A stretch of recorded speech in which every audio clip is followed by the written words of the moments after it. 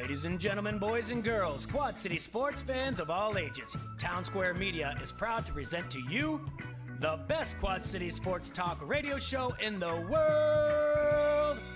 With the face who runs the place, T-Roy, the OG on the marquee, J-Bird, and the cat who runs the chat with the stats, Statman Surge. We are Don't Hassle Us, We're Local. We're not a Quad City sports talk radio show. We're not the Quad City sports talk radio show. We are your Quad City sports talk radio show. Welcome to the conversation, Quad Cities. But first, the dawn.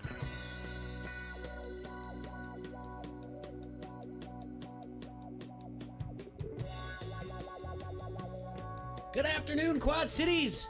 Thank you for tuning in to Don't Hassle Us for Local on ESPN 1170 AM. Thank you for listening to us on your smartphone or your Android or your iPhone or on the app. You can go to the App Store or the Alexa when you say, "Hey, Alexa, turn on Don't Hassle Us for Local on ESPN 1170. Hey, Alexa, turn on those ding-dongs. Yeah, I wish that was it. Those ding-dongs. I wonder if you could make like a shortcut for that. Yeah. Can you? Yeah, you can do that. Oh, that would be great. T-Roy's doing, I don't know what. We got Roland in for him. We've got Rosso in as a guest. Rosso's got to get out of here. Rosso's usually in on Thursdays. Adam from Hawkeye Headquarters, WHPF. But he's going to get up to the Fran Presser, which starts, at 2 o'clock? 1:45. 1:45 today? Yep. So it'll be a quick cameo, but obviously a lot to talk about. The walking wounded at Carver Hawkeye Arena, who will play tomorrow night against, obviously, a really good Maryland team. Doesn't sound like C.J. Frederick. If you call it a stress reaction, that is very vague, but it's also one of those things you think rest is probably the only way he gets back on the court. So I wouldn't expect him to play. We'll see what Fran says. So it's going to be an interesting next couple weeks, I would say. They 4 or 5 at home, which helps, but obviously the other night was not a showcase in how to make the three-point shot. I mean, I think that's what teams are going to do to him. Hoiberg said after the game that they were going to collapse on Garza and make some of these guys that are unproven shoot the basketball. Obviously, Wieskamp didn't have a good night with 1 of 10 shooting, but I put out the stat. Other than Connor, they were 1 for 26 from 3. Connor was 3 of 7. Yeah. Everybody else 1 for 26. I mean, you're not going to beat anybody in any venue in any conference in the country doing that. So we'll see. It's going to be interesting. Fran's going to have to put his coaching suit back on and really try to work some magic here, at least until Frederick gets back. We get to talk more Iowa basketball. We get to talk about Iowa football. We haven't talked to you since No, the it's game. been a little hiatus. And then Roland and I, we have a lot of things we talked about off the air, Roland. We have some NFL awards that we need to give out. And then later on at 1 o'clock, we're going to talk to Emily Van Buskirk. She's heading out to New Orleans tomorrow to cover the national championship game. We'll have Bobby Metcalf on in the second hour from the Quad City Times. All right, so Rosso, how was San Diego? How did it treat you? I was nice. I mean, weather was fine. It wasn't San Diego weather by their standards. They apologized. Like a lot of the guys around the bowl were like, "Oh, this is the rainiest and coldest it's been for a bowl in years." And they were saying how 40 straight years of good weather, and then the last 2 years, last year with Northwestern there, and then this year with Iowa there, it hasn't been great. But it was cool. I mean, the setup was fine. The stadium, you can see why the Chargers left. I mean, not a very nice place. It reminded me a little bit. I didn't take any pictures because I was busy, obviously, but the bowels, the inside of it, reminded me a lot of the Metrodome. Like just the tunnels and the concrete and just kind of the feel, the dark dunginess of I don't even know what SDCCU Stadium, the old Murph, obviously.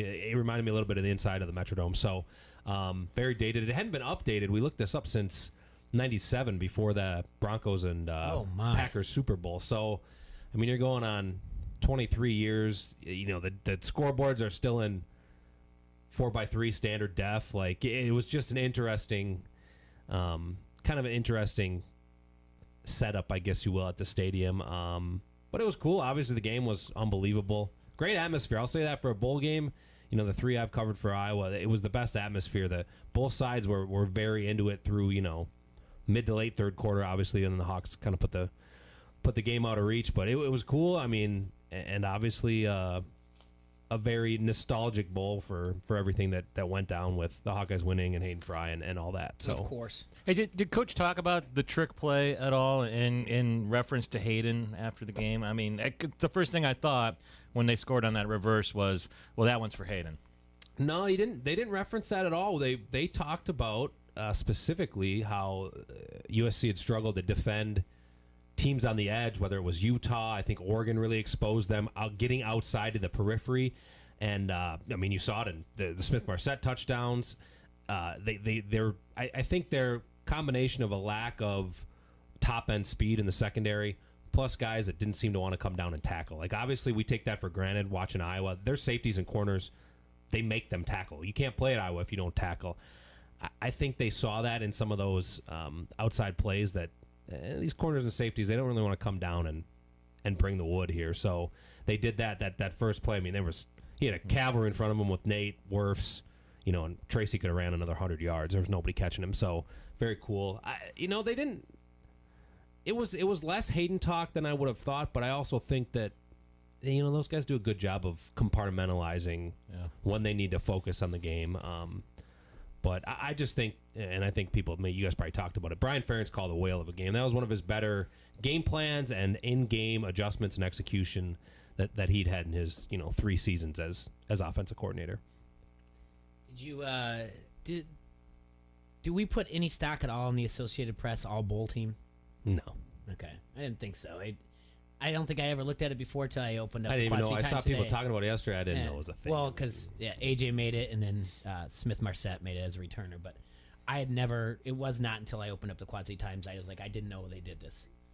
Yeah, I don't know. I mean, I will say, you look at the Nebraska game and the USC game. Man, Smith-Marset. I mean, those kick returns coming off of tying touchdowns.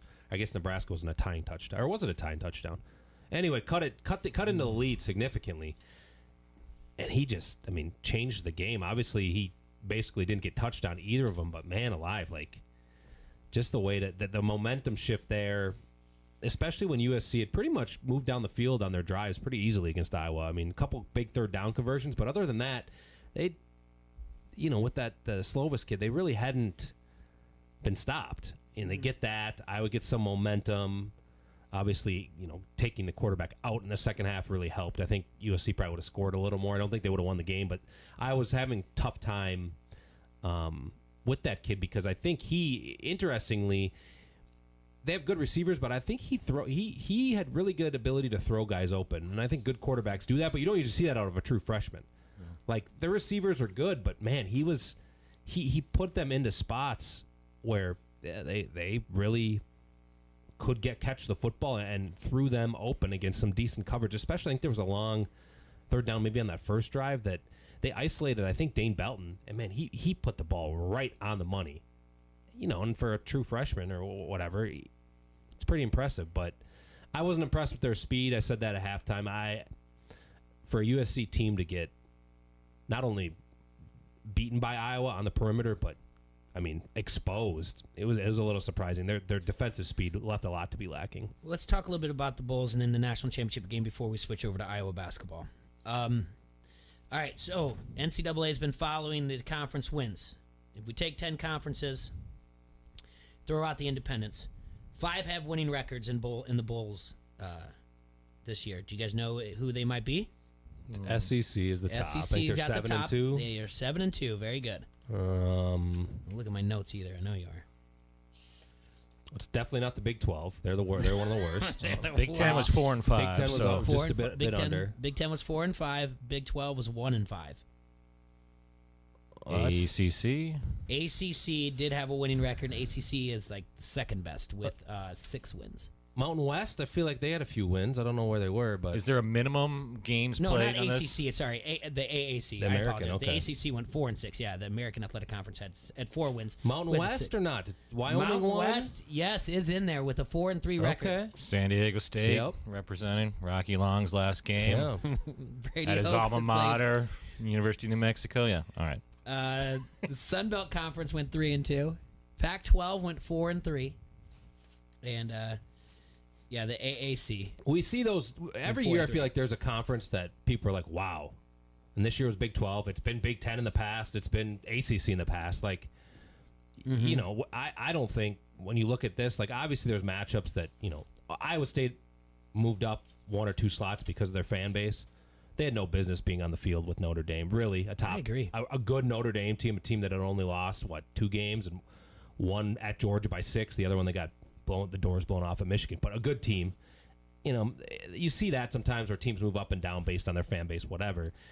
But I think Baylor, I don't think Georgia was great, but Baylor, Oklahoma at the top end of that conference they didn't look very good. And I don't know who you would have put in that 4th slot. I don't think anybody competes with LSU besides Clemson or Ohio State. I think it was obvious. It was obvious, but to me, just judging by how they won the game and they didn't play well, Oregon would have been a more interesting matchup because they're better on the offensive and defensive lines. I think that's one thing they did, especially their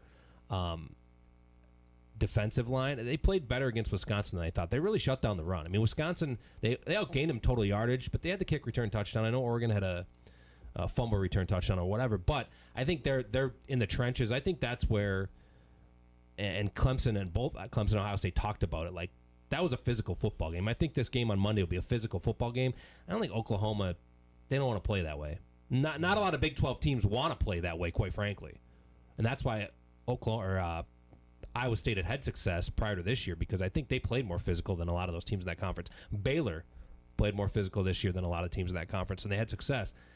But when it comes down to it, it's a line of scrimmage game when you have athletes on both sides. You saw it at Clemson, Ohio State. You'll see it on Monday. Like, the team that can protect the quarterback, if they get to Burrow or if they get to Lawrence, that's probably the team that's going to win the game, right? Like, I know LSU has athletes on the edge that are probably better offensively than Clemson, but it's still, if you rattle a quarterback, they're college kids, you still have to get to them, and you have to protect and be able to move guys off the line of scrimmage. And I think that's the interesting thing, and that's probably where the Big 12 lacked this year, was really good guys up front. What are your thoughts about Monday night's game? Where's your head going? I think you would think LSU on paper is better, but I don't. For some reason, I don't. I think Brent Venables is the best D coordinator in the country. I think Trevor Lawrence is the best quarterback in the country. And I think for some reason, I still am not sold on LSU's defense. I know they have guys back. They're more healthy than they've been all year. I don't know why. You keep going back to that Ole Miss game where Ole Miss just kept scoring on them. And I think they play. LSU's played a couple good defenses, and Florida and Auburn have probably been their lowest scoring games, I think, and they were both in the high 20s, I want to say. I think that if Clemson can keep the game in the low 30s to high 20s, they'll win. If it gets to be a shootout like LSU and Alabama was, where it's in the 40s, I think LSU wins the game. But I just, the combination of Lawrence and Venables to me is an interest. You saw it at Ohio State. They were getting run up and down the field. It was not. They were getting beat. Yes. Venables made some adjustments. They held them to field goals, and eventually they kind of chipped away, and Lawrence stayed the course, brought him back. His legs were dynamic. That's an element that he hadn't brought really in his, 20 games that he started or wherever he's at. It was impressive, and that's just another thing, and that's a thing that Burrow really doesn't have, right? His legs aren't. He doesn't use his legs. He hasn't had to use his legs. I should say. Doesn't need to. Yeah. But it adds an element of that you have to defend, and I just think we'll see. I know Aranda is his name, the former Wisconsin D. He's the LSU D coordinator, Dave Aranda. Good pedigree too, but man, we saw it last year. Venables, know that they give them a couple weeks to prepare. They did a great job against Alabama. They typically have a good scheme and make good adjustments. It's just the main thing is that I don't think they can get down 16-0 against LSU. That's the difference. They can't come out and just get dominated like they did, because you're probably not going to hold LSU to 3 field goals. You're probably not going to have the ability to shut them down the rest of the game like they did with Ohio State. So, Roland, what are you thinking? I look at it and I look at the game with Ohio State and Clemson, and you're right. Ohio State was dominating that game until that penalty. So that, however we want to call it, the unsportsmanlike on the quarterback, on Old Sunshine back there, just woke him up is what he said after the game, which I think is ridiculous. If you're playing in a national semifinal game, do you need to be woken up? I think he's just kind of using that as an excuse for his early play. Yeah, I think so too. But, I felt like Ohio State was the better team. Even after watching how that ended, I still think Ohio State has a better team than Clemson. They play 3 games, they win 2 out of 3.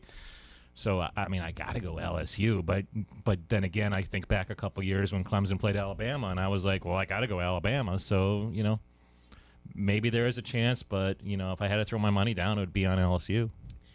16-day layoff.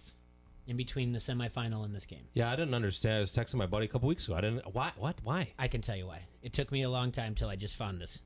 The New York Times, explained it. We all know when this thing started in 2015, when they had the playoff games, the ratings plummeted. I think it was the second year. Okay, yeah, it's the second year, and it happened to be on New Year's Eve. They plummeted. It went down 40% from the previous semifinal. All right, so just boom. ESPN had to pay back to almost $20 million in free advertising to make up for the ratings guarantees. So what they did was they in July of 2016 they decided that they were from then on semifinals would be held on a Saturday or holidays. They had already booked New Orleans, the Superdome. This is beforehand. When they came back and they said, okay, we have 2 dates left. We have January 6th and January 13th. New Orleans said, we are booked. We cannot change this. According to New Orleans and Company, the city's convention and tourism organization, approximately 25,000 people were in town this past weekend for Wizard World, which bills itself as a traveling pop culture expo for fans of comics, sci-fi, movies, gaming, and more. No bigger non-sports event will come to New Orleans in the first few months of this year. Have you ever been to Wizard World? Never. Really? Yeah. Would you admit it if you No, had been? I wouldn't go. I ended up at Orlando once during a Harry Potter thing, and I was out of my element. What about those furry conventions? Ever see any of that stuff? No. That's weird. People dress up as fur animals. And They said it will never happen again. It will happen on the 31st in 2022 because it is a Friday, and the the government has considered that a national holiday, so they think that's not going to be a big deal. I still think it's. I remember that. I remember what a Yeah, they went nightmare back to that back, was. and it was Yeah. I watched the first. I didn't watch the second game. I think it was Oregon and it was a nightmare. Oregon and Florida State, and then the night game. I don't know who it was. Was it the? No, it was Florida State, Oregon, the championship. I don't know. It was one of those where I was like, oh, okay. The first game wasn't good, and I don't even remember the night game. I was like, I remember They not watching it. refused to change it away from its usual Monday night. They said it would have been a step out of the playoffs tradition, which not much of a tradition if you're only 5 years old. Future seasons are going to include shorter delays between playoff rounds. Next season, for instance, the Rose and Sugar Bowl will host semifinal games on January 1st. The national championship will be played on January 11th. At the end of 2024, the semifinal games are scheduled for the 28th, and the title game set for January 6th. They usually a 9-day gap is ideal for most teams. They said. Why? I feel like the hype has been a lot less around this game. I've been talking, watching, thinking NFL. I don't know. It completely died. You're right. Right? This is a huge match. I mean, two NFL, they're Clemson 3 and 4 years. There's a lot of I don't know. Nobody's really talking about it. I feel like we've got coaches. We had Black Monday. We had the Garrett saga. We've had all this stuff. Now we got some NBA drama from last night. It's just I don't know. I really it'll come up on Monday. You're like, oh yeah, okay, it's on tonight. It's surprising because it's two power teams. It's two SEC, ACC. It's a huge matchup, but we haven't. It's kind of been. Maybe it's because we're in the Midwest. If we were down south, Atlanta, it'd be different. Maybe we're just so sick of the same teams. Yesterday, I was thinking about my schedule, and the kids have wrestling practice, and we get done usually about 8:30. And there wasn't an ounce of me that was like, I got to find a way to get out of this. Someone else, my wife's got to pick them up. There wasn't 1 ounce of me where I was like, I have to watch this from start to finish, which I want to because those semifinal games I thought were great. I don't care if it was a blowout the first game. What he was doing on that field, LSU against Oklahoma, was amazing, and then you get to go into that game. So, but I knew that was going to happen based on the way Big 12 was playing anyway. But no, and some NFL games. I know you got to get out of here soon. We got to get to your power rankings, but your Vikings this weekend. I don't know what to think. I mean, I wasn't surprised that game was close. I put out there, I thought Saints would win by 7 because it seems like every game Zimmer has played Breeze, it's been a pretty good football game. You go back obviously to the Miracle game. They have a weird rivalry. They played in the first couple games of the season a couple years ago with Bradford at quarterback. It was a really good football game. It's just been a really good game, partially because Breeze can't throw the ball deep. I think that helps, especially against this Vikings teams. That was their Achilles heel. I mean, you saw they put in Hill and he did it, but Breeze really can't rip the ball. He's never been able to rip the ball, but he especially can't now that he's 40 years old.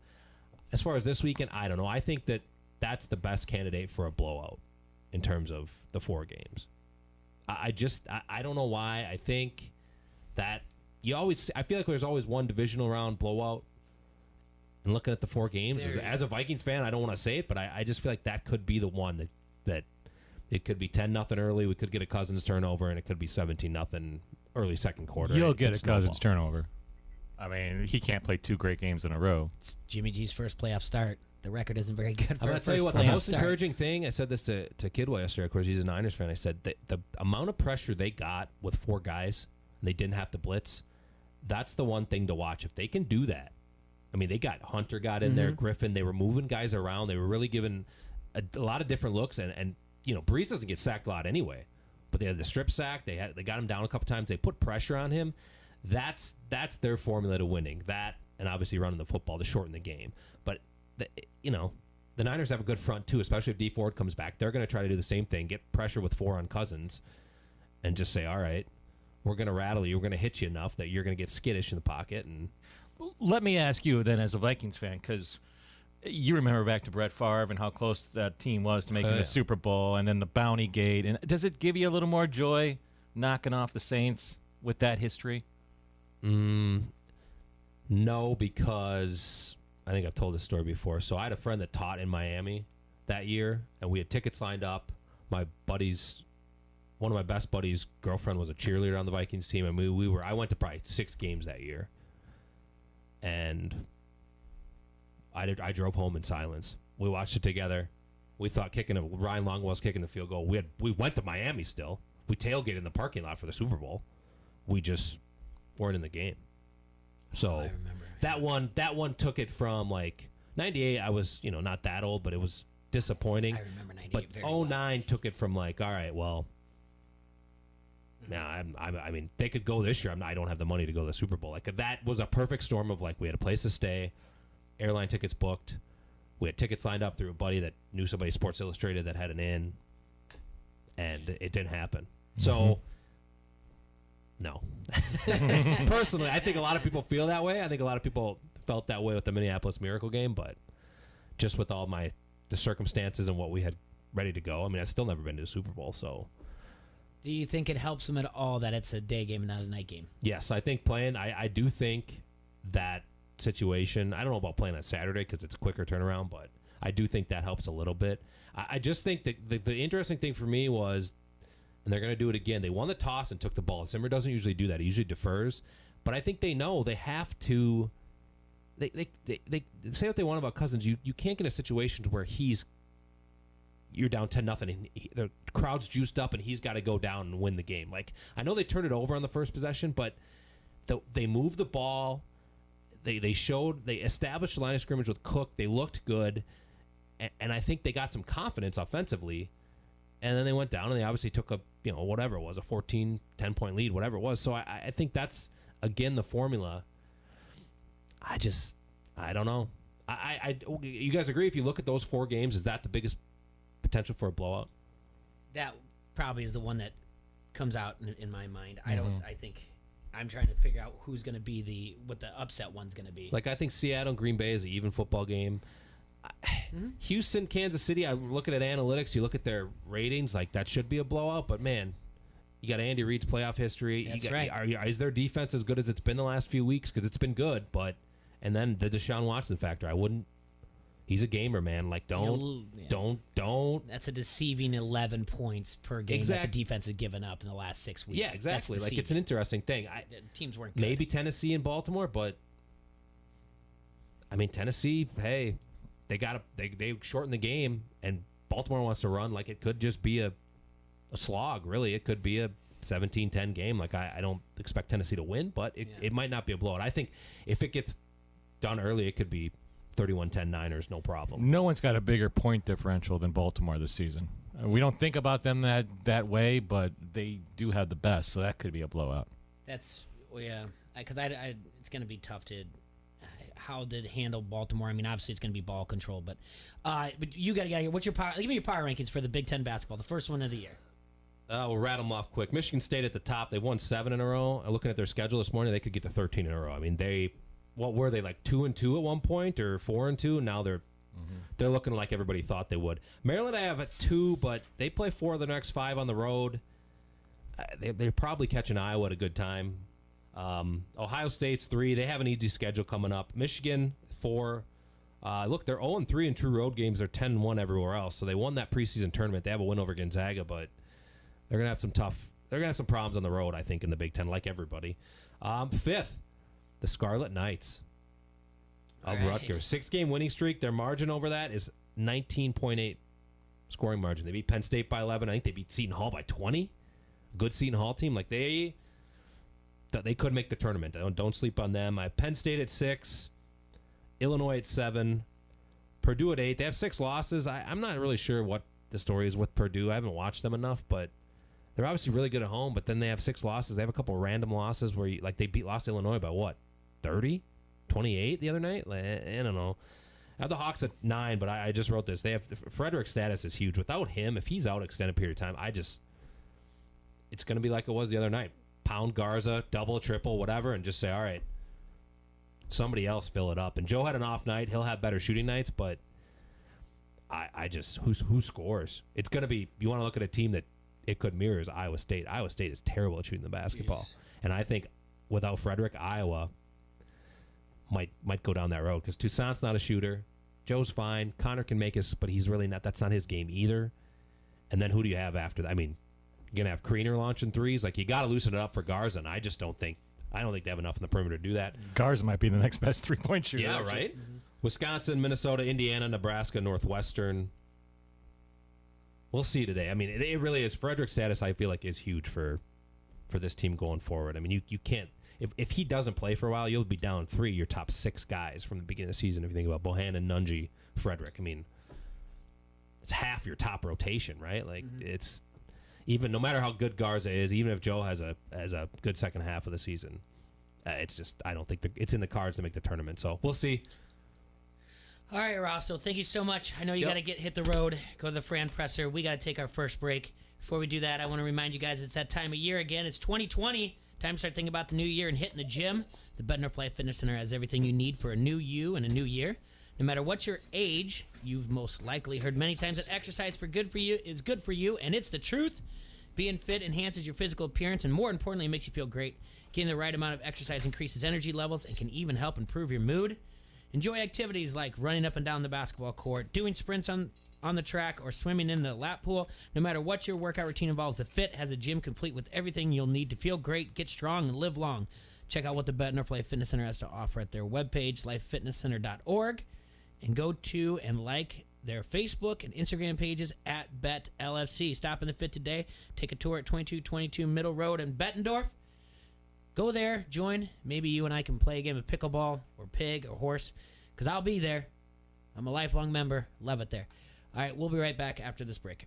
This is Rachel Alger with St. Ambrose University, and you are listening to Don't Hassle Us, We're Local. ESPN 1170 AM. This is UFC Hall of Famer Pat Miletich. You're listening to Don't Hassle Us, We're Local. ESPN 1170 AM. Sheedy Family Chiropractic is your choice for chiropractic care in the Quad Cities. Chronic problems, joint pain, or recent injury, don't let pain slow you down. Sheedy Family Chiropractic in Davenport can help decrease your pain and improve range of motion, keeping your busy life moving. Same-day appointments available most days for new patients and $20 sports physicals. Call today or visit SheedyChiro.com. That's SHEEDY Chiro.com. Sheedy Family Chiropractic, getting you back to work, play, and life. Save big money in your next project with 11% off everything right now at Menards. Check out our huge selection of floor and wall tile. Ranyo tiles are beautiful and durable. They're easy to maintain and add style to any room. Get 6x36 Fenwood porcelain tile for $346 each after 11% off. Sale prices are good through Saturday, January 11th. Savings are a mail-in rebate. Some exclusions apply. See store for details. Save big money at Menards. Back by popular demand, Gobo Productions presents One Night of Queen. Since forming in 2002, Gary Mullen and the Works have performed to sellout audiences all over the world. and now they're back in the USA for a brand new tour. One Night of Queen is a spectacular live concert recreating the look, sound, and showmanship of arguably the greatest rock band of all time. You'll hear classic Queen numbers including We Will Rock You, Fat Bottom Bottom Girls, Another One Bites the Dust, Bohemian Rhapsody, and We Are the Champions. One Night of Queen, performed by Gary Mullen and the Works. This show will rock you. Coming to the TextLayer Center March 18th. Tickets are on sale now at the TextLayer Center box office and Ticketmaster.com. Presented by Town Square Media. New Year's is here, and so are New Year's resolutions. If you're bored with the same old gyms and workout routines, try a different, fresh way to get in shape with a membership to Tarpons Martial Arts Center. Try karate, kickboxing, jiu-jitsu, or judo, all taught by certified black belt instructors. With flexible class schedules and 2 Quad City locations, it's very easy to start your path to learning a valuable skill set while you get in shape. Join now, and new students get a free uniform and official t-shirt online at tarponsdojo.com. Dust off your thinking caps, grab your best buds, and attend St. Ambrose Alumni Trivia Night. Saturday, January 18th, the Rogalski Center Ballroom will be flooded with knowledge. Will you sink or swim? All proceeds benefit the St. Ambrose Alumni Association and the St. Ambrose Children's Campus. Join the St. Ambrose Alumni Association for a trivia night, Saturday, January 18th at 7 p.m. Mulligans and doublers are available for purchase at the door. Reserve your table online at sau.edu/alumni for SAU Alumni Trivia Night. Win stuff. Yes, you. Download the ESPN 1170 app today. Be a winner for the Quad City sports leader, ESPN 1170 AM.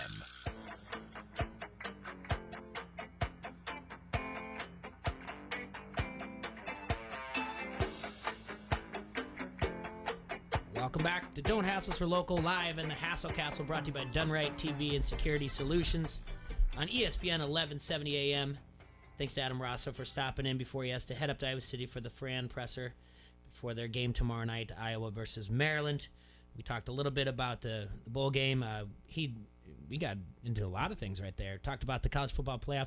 Serge is back in here with us. Serge, we found out why there was a 16-day layoff. Why? Because when 2015... Money. Yeah, when 2015, when the ratings plummeted... ratings plummeted for the semifinal games because they were played on New Year's Eve that year. Yeah. The first... They were down 40% from the previous semifinals, and, ESPN paid $7.3 billion to televise the college football playoffs for 12 years. They decided this isn't a good idea, so they revamped everything, and they said... we're going to now do this on special days. It'll be on, either Saturdays or holidays. And they had already booked New Orleans. And New Orleans, they said, here's 2 dates for you. You have the January 6th and you have January 13th. And New Orleans said, nuh-uh, we got something else going on. Wizard World is what was going on. Wizard World. Yeah. Traveling pop culture expo for fans of comics, sci-fi, movies, gaming, and more. And it's a big deal. They had 25,000 people come in town for that past weekend for that. Okay. Like you remember that scene from Ted? No. Where Ted's running around Yeah. Wizard World? That's what I think it is. Okay. And they did try to look at other places, but because they booked these things so much far in advance, they couldn't find another. They couldn't move out of New Orleans. So this is it. This is probably the longest that it's going to be. The average that they shoot for is around 9 days. Okay. So that's why we couldn't figure it out. And thanks to Kevin Draper and Alan Blinder from the New York Times. Well, we try to go to the Big Ten basketball tournament. Every few years when it rotates between Indianapolis, Chicago, and now DC as well. Okay. But when it was going back and forth between Indianapolis and Chicago, we had a small group of buddies that would make the drive over to Indianapolis, and it's downtown Indy's awesome. It's so much fun. It's a perfect venue for sports like that. The setup for the tournament there is so ideal compared to Chicago. There's the hotels, the transportation, getting around. You can walk everywhere down there quickly. So we would go to the Big Ten tournament, and one of the years we went there, it fell on St. Patrick's Day weekend. Oh, wow. We're like, ooh, Big Ten basketball tournament with semifinal Saturday going to be on the Saturday. Saturday was March 17th. It wasn't just the weekend of it. It was the actual day. St. Patty's Day fell on a Saturday. Semifinals for the Big Ten basketball tournament was on the same day. And it was Comic-Con. Oh, wow. The city of Indianapolis is very clean. They do a really good job of keeping that city pretty pristine. They were not ready for that. Yeah. They were not ready at all. The next morning, we got up early on Sunday morning to go start partying again and go pregame the basketball game that we were going to go to for no reason. And so we got up around 9 o'clock, Jay, to go start drinking on St. Patty's Day weekend. They looked at us like we were crazy. Yes, thank you. That look right there. That look, 9 a.m. It wasn't that early. We're like, we went through the same thing. They thought we knocked on the door of the bar. And they're like, "Do you guys forget something here?" We're like, "No, we're ready to have a drink." We went through the same thing when Iowa played in Indy. We went through the same thing when Iowa played in the Big Ten championship. The exact same thing, like finding a bar, and they're like, "Oh no, we don't open till we start serving breakfast at like 9 or something." Okay, like, no, so, we want you to serve more than that. So Saturday, the day before, the day of St. Patty's Day Comic-Con semifinal Saturday, we got up. We thought at like 8:30 or so was going to be our start time.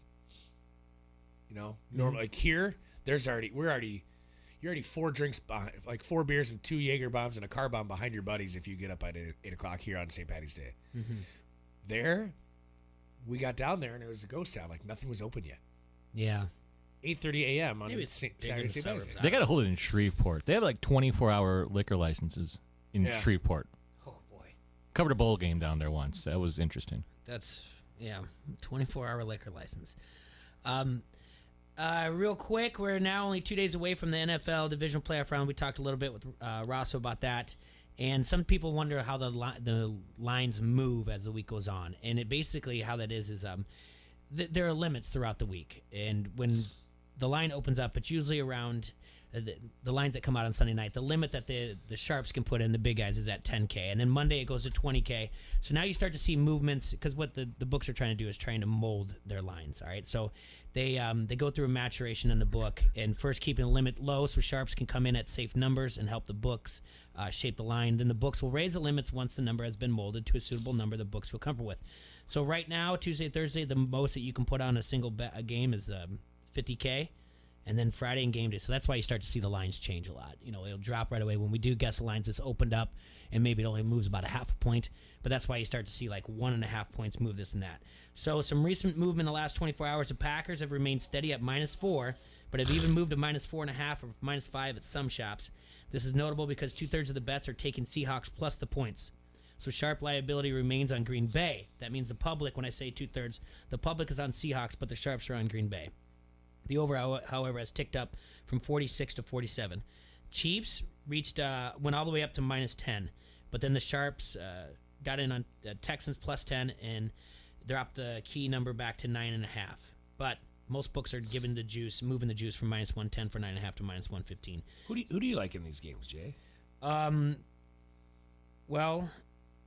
I think what I said I'm taking the point. I do like Minnesota. I like taking the points. All right, at 8. Okay, I got it down to 7 right now. Okay, well, I'll take the push too. I'd like 8 better though. Right. That. Here I have it at 49. Yep, sorry. 49ers opened up at 7 after opening up at 6.5. So the Vikings +7 is a heavier juice though. That's -115, which means that grab the +7 now if you like Minnesota, because sooner or later it's probably going to drop down to -6.5 and go to -110. Ravens Titans. Yeah. I'm interested in this one. And it might just be recency bias. I don't know.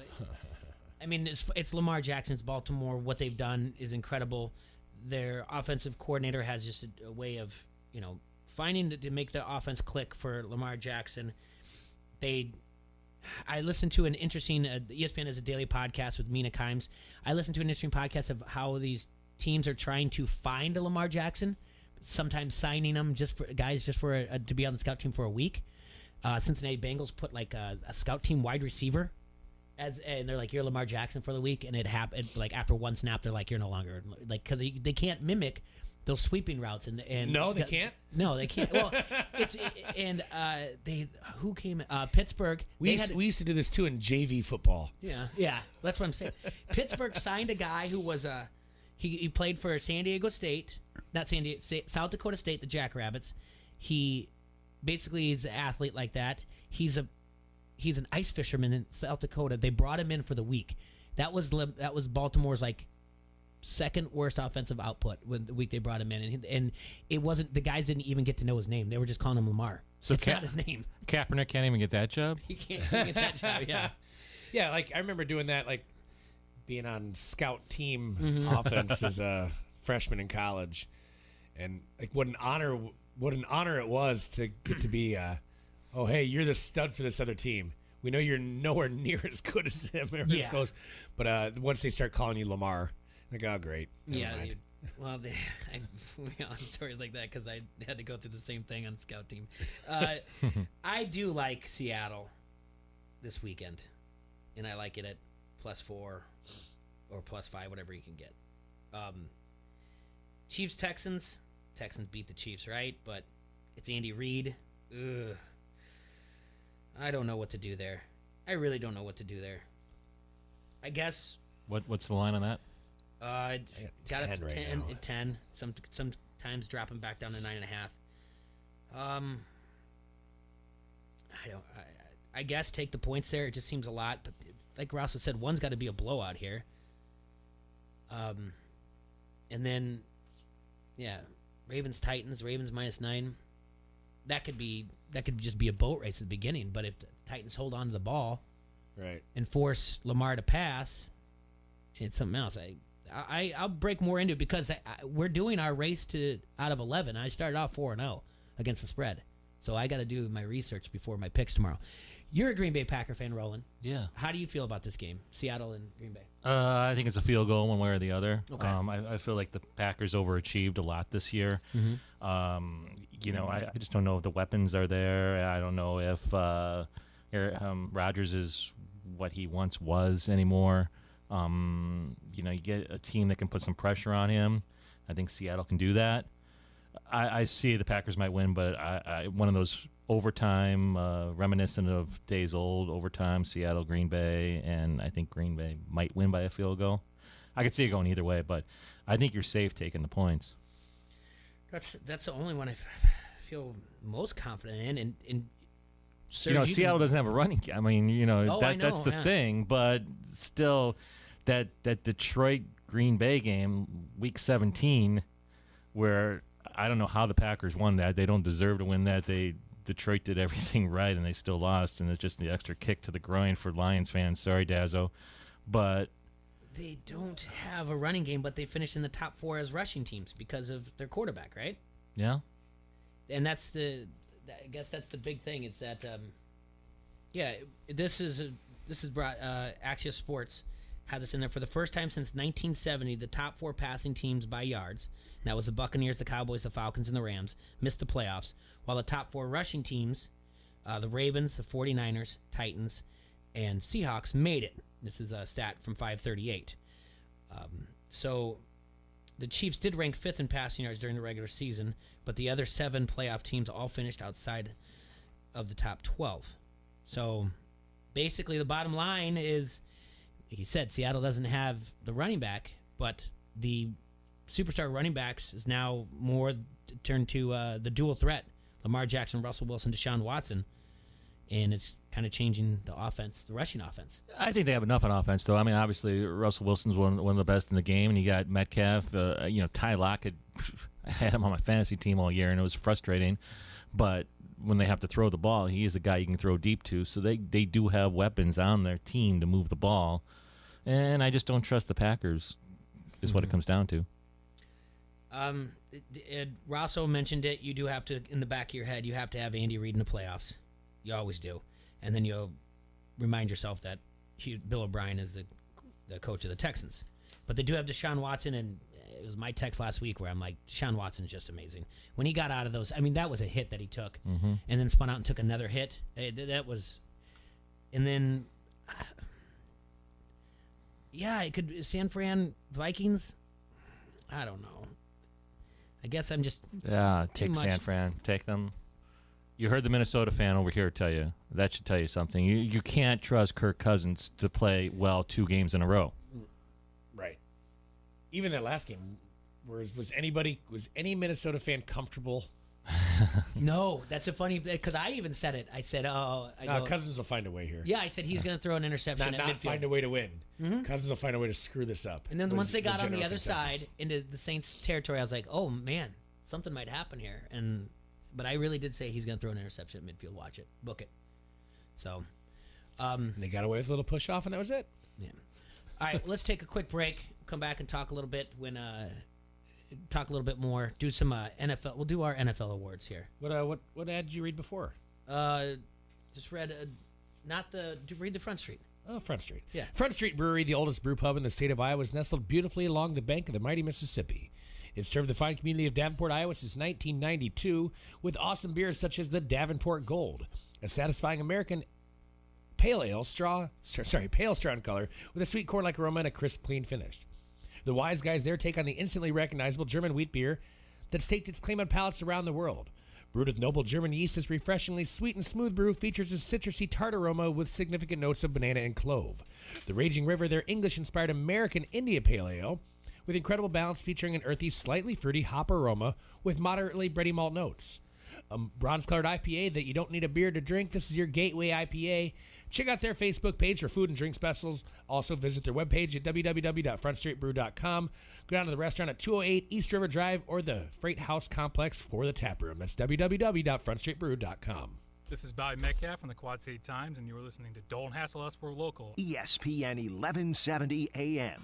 Are you looking for a career change? Something fast-paced with great pay, paid holidays, sick time, and on-the-job training? Look no further. Fireplaces Plus is the Quad Cities leader in fireplace installation and maintenance. Don't miss your opportunity to join a locally owned, growing business. If you're a hard worker who's excited to learn a new trade, call Keith at Fireplaces Plus in Bettendorf, 563-359-8688.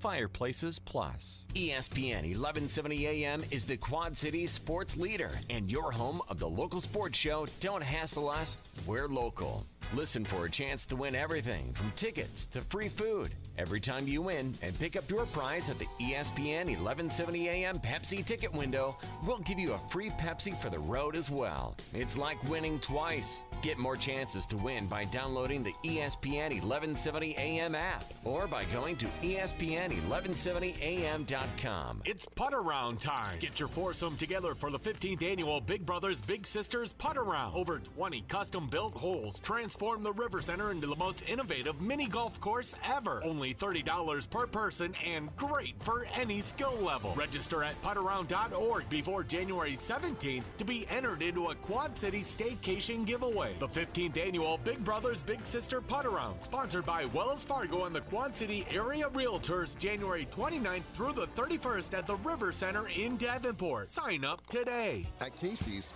we're not just here for our town. We're here for our schools. Introducing new Casey's Rewards, the new rewards program from Casey's that lets you turn your purchases into donations to your school. Sign up in the Casey's app and earn points you can turn into school donations, Casey's Cash, or fuel discounts. New Casey's Rewards. Points for school, points for you, points for fuel, points for good. From local to global, ESPN 1170 has you covered. Your Quad City sports show is here for you. Don't hassle us, we're local with your favorite foursome, T-Roy, J-Bird, Surge, and you. Weekdays noon to 2 on the Quad City sports leader. ESPN 1170 AM wants you to be an insider. Get access to great contests at ESPN1170am.com. Brought to you by Necker's Jewelers, where the Quad Cities gets engaged. From the Quad City sports leader, ESPN 1170 AM. The Eagles have returned to the Quad Cities, and that means Bald Eagle Days. Sponsored by Arconic and Modern Woodmen of America, returns to the QCCA Expo Center January 10th, 11th, and 12th. You'll find lots of exhibits, displays, and shows. Along with eagles, you'll see wolves, plus incredible bats, and Bubba the 10-foot alligator is back on Saturday only for his final appearance before he retires to Florida. Get up close and personal with eagles and animals at the stage shows, or take a free Audubon bus tour to see the eagles feeding on the Mississippi in their natural habitat. It's not only educational, it's fun for the whole family. Use the free parking and shuttle from the 7th Street and 3rd Avenue Rock Island parking ramp. Tickets are just $6 for adults, $1 for kids, and free for children under 6. Friday, all kids under 16 are free. Bald Eagle Days, Friday, January 10th, Saturday, January 11th, and Sunday, January 12th at the QCCA Expo Center, Rock Island. Sponsored by Arconic and Modern Woodmen. Advance tickets are available online at QCCAExpoCenter.com. Heading out of town? Stay connected to Quad City Sports with Don't Hassle Us, We're Local. Download the ESPN 1170 app today and never miss a thing. From the Quad City Sports leader, ESPN 1170 AM.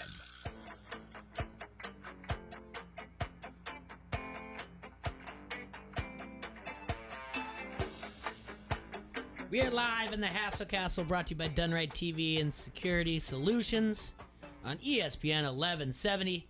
Thank you for tuning in, listening on your smartphone, listening and watching, leaving comments on the Harrington's Pub Facebook live comment thread, or just on your computer. You can go to ESPN1170am.com in the upper right-hand corner. Click Listen Now. We're talking a little NFL here with Roland. He's in for T-Roy. Serge had to step out. In a few minutes, we're going to give Emily Van Buskirk a call. She's our college football reporter. She's not ours, but she's a friend of the show. We check in with her every once in a while. Tomorrow she'll be heading out to New Orleans, and she's covering the game on Monday night. I think this is her second or maybe third national championship game she's going to be covering, so she's ready to go. But before we do that, Roland, the Patriots had the NFL's best winning percentage last decade, followed by your Packers, then the Steelers, then the Seahawks. Who was fifth? Wow. Chiefs? Not the Chiefs. I'll give you a hint. NFC. Okay, name the four again. The Patriots had a 781 winning percentage. The Packers, 644. Steelers, 641. Seahawks, 628. Saints. It is the Saints. That's right. All right, so I texted you. Said, hey, come up with some awards for me. Yes. I feel like I might know who your NFL MVP is for the season. I think everyone's on the same. I mean, it was a question mark halfway through the year, right? Yep. But I think you got to go Lamar Jackson. How do you not at this point? Yeah, it's a lock. 100%. Who would be your NFL Rookie of the Year? It seems like it's a three-horse race. Nick Bosa, what he did, defensive players never, ever really get the respect they deserve, but 9 sacks, 16 tackles for loss. He had a game where he had, 3 sacks and an interception. I like Bosa. Then you got Josh Jacobs, running back of Oakland, had a good year, 1,150 rushing yards. Kyler Murray, what he did at Arizona, 3,722 passing yards, 20 passing touchdowns. I feel like the quarterback always kind of gets the nod. So I think Kyler Murray might win this one. Mm-hmm. I did not expect him to do this in his rookie year at Arizona. Even late in the year, Arizona, even the games they lost, they were competitive. They never gave up. They were in every game. They fought hard. So I earned a lot of respect for Kyler Murray. I didn't know if he was an NFL quarterback. Now I think that he is going to be a really good NFL quarterback. I would probably lean towards Kyler Murray. I don't think he's going to win it, though. I think maybe Josh Jacobs wins it, but I'd probably go Murray. I think it's going to be Murray. Yeah? I do. I think he's going to win it.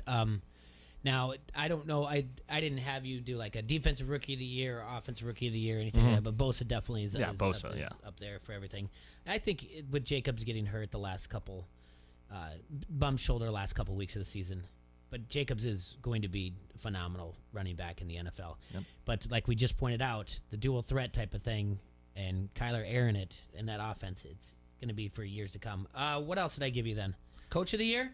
I don't know if he did, but I actually wrote one down. And I think I did send you. Oh, yeah, I gave you coach of the year. Yep. Oh, okay, well, I'm going Matt LaFleur. What he did with the Packers, I mean, come on. Did anyone see the Packers winning 13 games this year? I had them winning 10. Exactly. So if to come in first year and to win 13, now how they won that, you also asked me overachieving team. We'll get into that in a minute, but it might be the same. But I'm going Matt LaFleur. That's a good one. We talked about it. Tomlin's got to be up there now. Doug Peterson's got to be up there.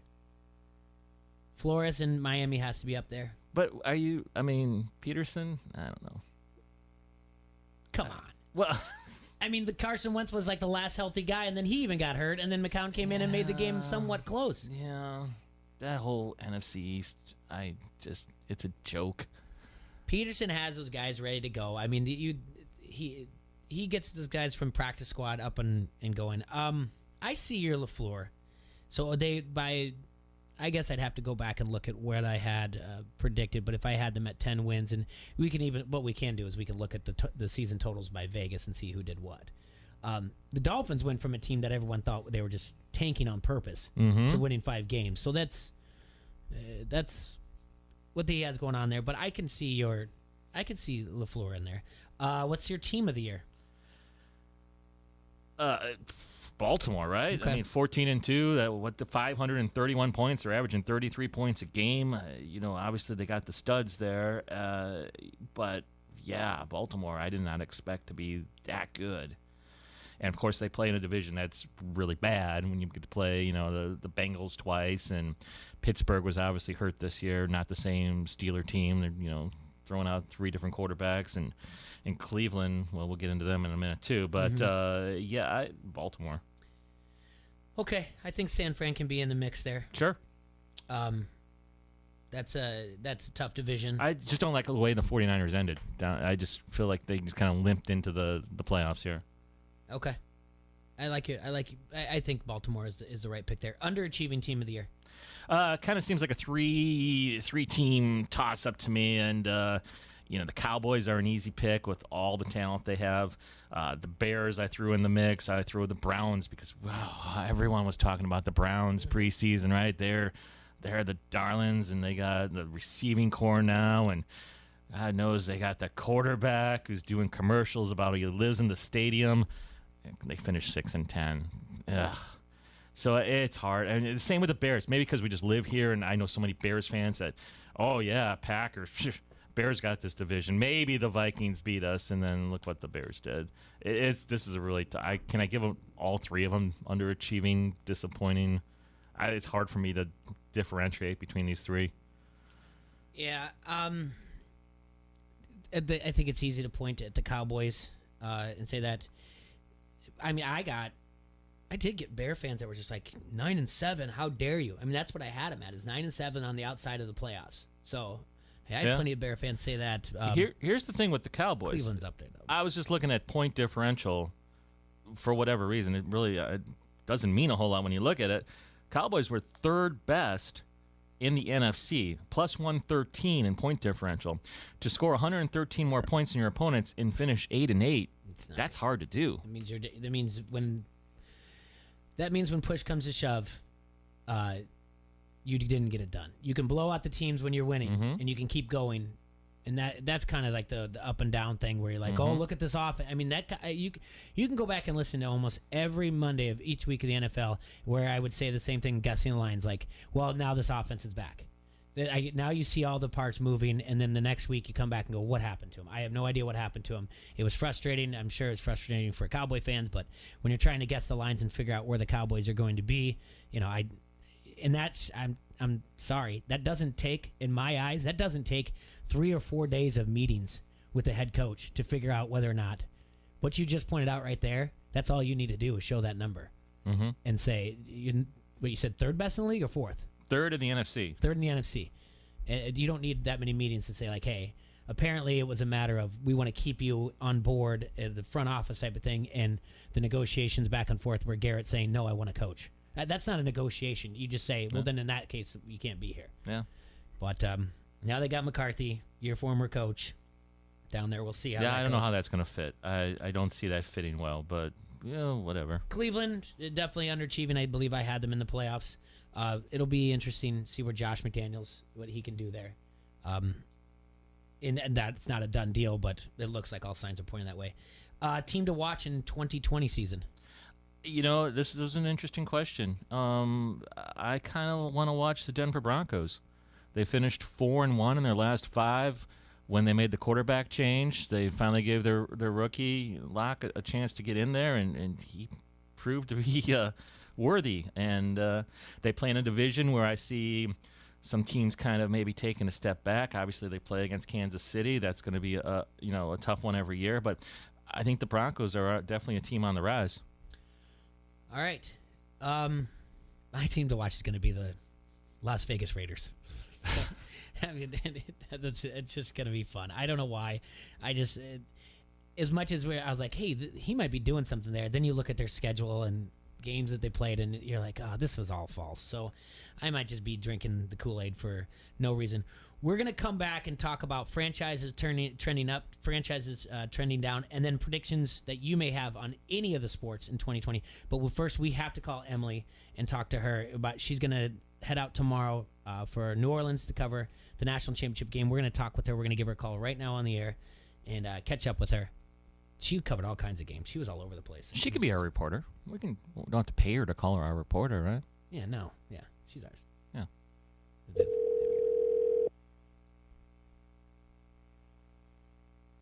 Hello. Hello, Emily. Hi. How are you? I'm hanging in there, getting ready to head to New Orleans tomorrow. All right, you're live on the air on ESPN 1170 here in the Quad Cities. T-Roy's out, Serge is out, but Roland's in right now. Say hi to Roland, Emily. Hi, Roland. Hey, Emily, I'm jealous. So tomorrow you fly out. Nice to meet you, jealous. How many college bowl games did you cover in this bowl season? Oh, my gosh. Well, it's funny. Usually I do quite a bit more, but this year the bowl schedule was a little bit disappointing, to be honest. I was not impressed by a lot of the matchups, which is a first. So I kind of was a little more choosy. So I did the Armed Forces Bowl was the last one I did, which was Tulane. They become like a little favorite team of mine, so I like to follow them, and I think their quarterback's phenomenal. And so I went to that one. I went to the Fiesta Bowl, obviously the Clemson-Ohio State game, which was incredible. I did the Red Box Bowl, which was Cal, Illinois. Not that thrilling at all. And then I did the Pac-12 championship. So I think that was pretty much it for bowl games. I was supposed to go to the Gasparilla Bowl, which was the UCF Marshall game, but weather did not permit. So it was pretty mellow bowl season for me, actually. So this weekend, or this Monday, you get to do the national championship game, LSU and Clemson. I know you got to interview Joe Burrow at the Heisman. How was the Heisman, by the way, the Heisman ceremony? Heisman was great. I really, when you get those guys like that kind of one-on-one in that situation, and they're at an event that's so exciting for them as athletes and, young men, you just forget that they're kind of kids, and it's great to see them in that environment where they get to be excited about something, not just for the team or on the field, but something that all these great athletes have won before them. And so they get to talk about, all the people that they've met during the trip and, personal heroes of theirs, and they look like kids again. And then, of course, I'm sure you saw I did the little thing on fashion, which is a huge component of the Heisman that people forget about. And Chase Young came dripping in this suit. So I had to ask him about it. And then it started this kind of, I don't want to say feud, but, Twitter war with some of his teammates, because he said he had the most quote-unquote drip on the team. Yeah. Which for you guys, I don't know if you know what that means, but it's like style. Oh, I know, Emily. I'm woke.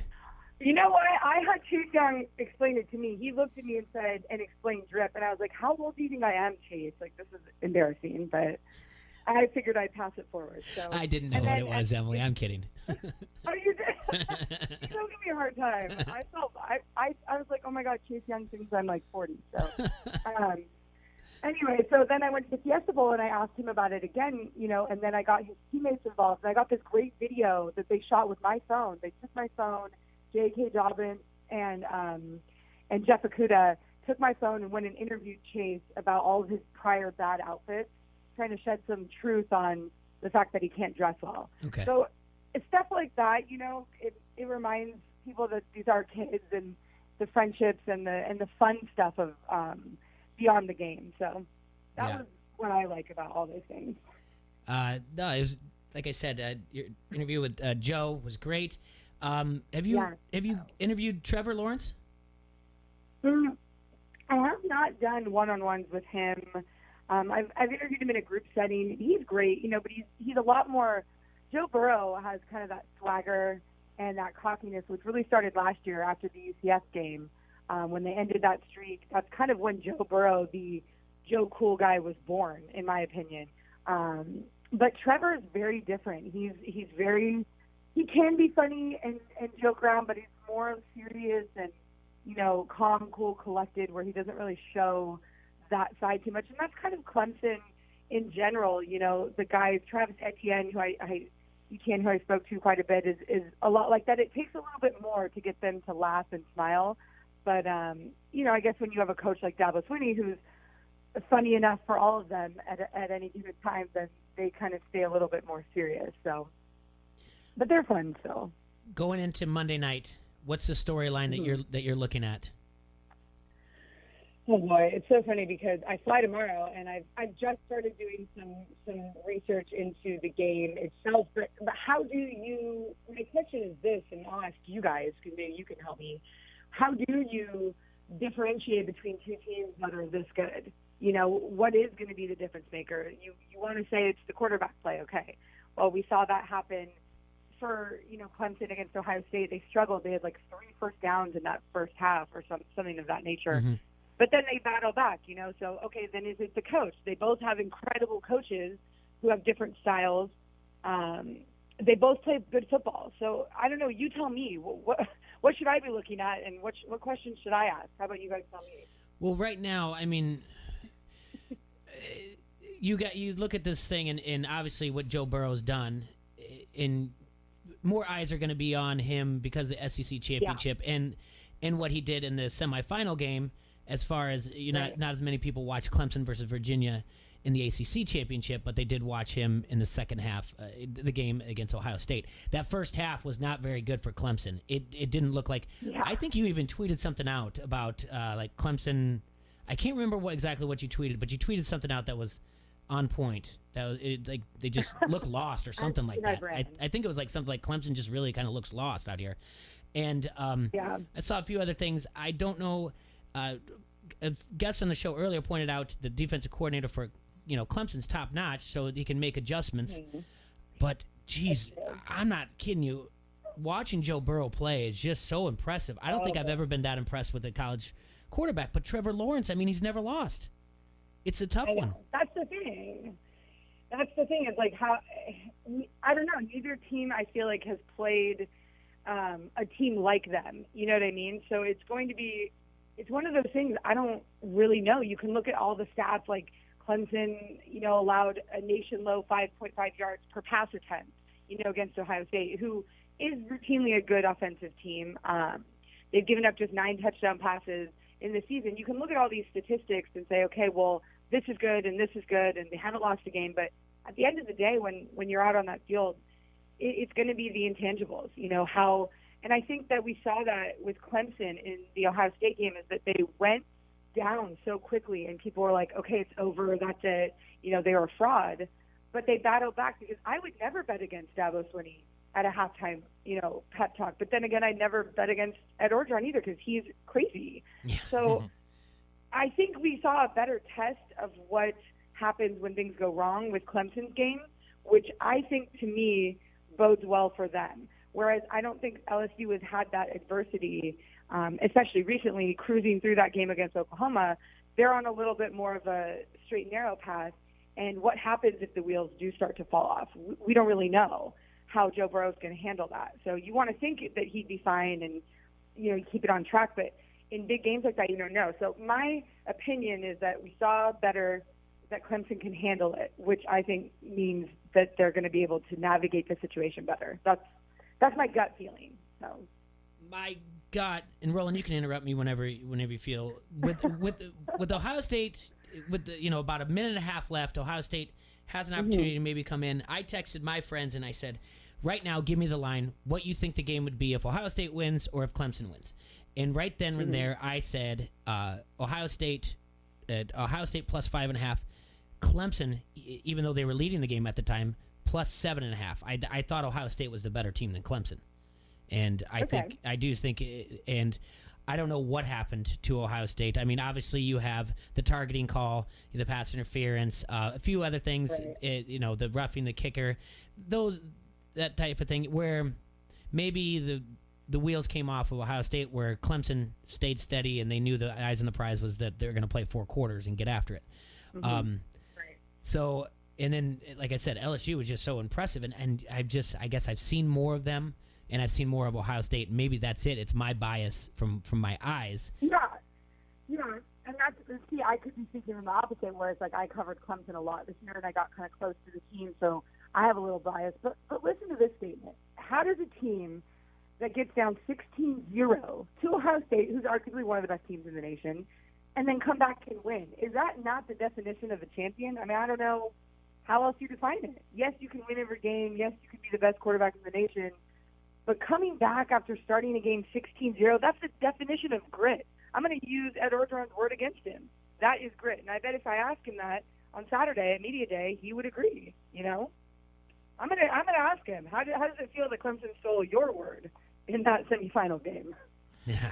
Yeah, I don't know. I still think, like Jay said, Ohio State's the better team. Not targeting, but the kid on the quarterback, that just changed the whole momentum. And I remember watching it going, well, Ohio State's going to lose now. And I'm not usually right when I make these predictions, but this one turned out the momentum just swung so much. So it is grit. It's coming back. It just seemed, though, that, there was that just factor. And now I'm looking ahead to this game. And you're right, Clemson finds a way, and I don't know how they do it year in and year out, because the knock's always, you play in the ACC. The ACC is not the SEC. It's not the Big Ten. They're not tested. They're this, they're that, but then they just find a way. And here I find myself again doubting them and going LSU, just like I did when Alabama a few years back. It's just like I doubt them, and I'm going to doubt them again. I mean, you remember last year they dismantled that Alabama team. Yes. I mean, I'm not saying it's the same team per se, but for the most part it is. I mean, it's the same Clemson squad. It's the same coach. It's the same place they've been. It's really hard to imagine a world where they aren't competitive in this game. And I know everyone wants to, that's the thing is LSU's going into this like on high with Burrow and Orgeron, and everyone just is all on LSU, and Clemson's kind of sneaking in. People don't understand quite how they do it, and that makes them dangerous. You can watch as much film as you want on their, on their line or on their secondary and see, okay, this is how they play, this is how they shoot the ball, whatever they do. But you cannot watch film on intangibles. You just can't. And, you can only prepare for a comeback so many times. So, I don't know. Maybe I'm just drinking the Tiger Kool-Aid, but the Clemson Tiger Kool-Aid, sorry. Exactly. They have a chip on their shoulder. And how does, the defending champion have that chip on their shoulder? But it's true. They're still disrespected.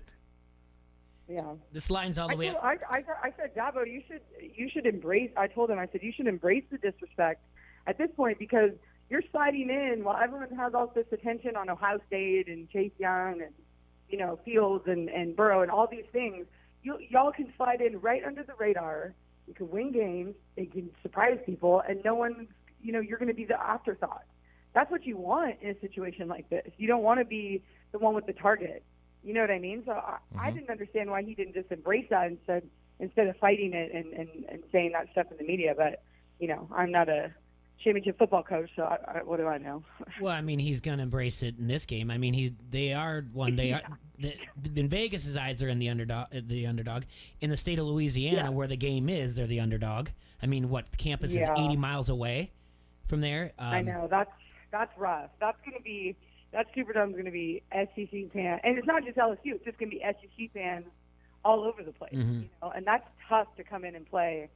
And I've been to Death Valley and Clemson games, and they're pretty rowdy, but nothing I hate to say it, but nothing's like an SEC game. The fans are brutal, so that's going to be tough. You're right. General public is going to want LSU to win because they don't want to see two teams go back to back. And Clemson's and you've got Clemson being in the national championship now for 4 straight years, and then you've got the college football fan who says the ACC is a bad conference. So they're just going to cheer against it to say, see, they weren't a good conference. So I'm sure he's talking into the it's us against the world mentality. Plus, I look at the quarterbacks, and this is just like, just the fan that watches and doesn't really look into it a whole lot.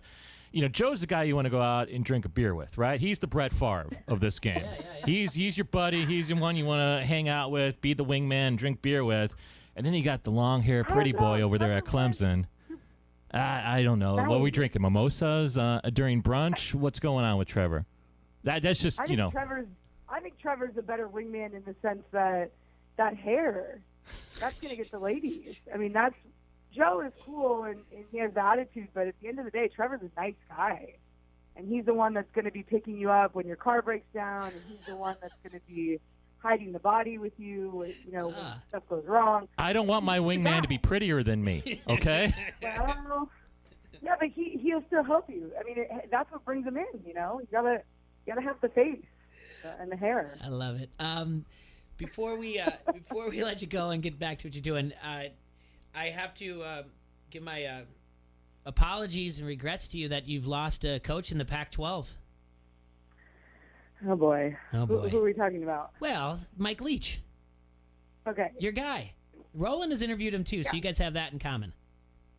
So, look, I read the reports, right? And I haven't been on Twitter today, so maybe if there's something that happened, you could fill me in. He hasn't gone anywhere yet. Yes, he's gone to Mississippi State. Oh, he committed this morning. He left. Yeah, I got it on. The Athletic is reporting it. The Score is reporting it. Yeah.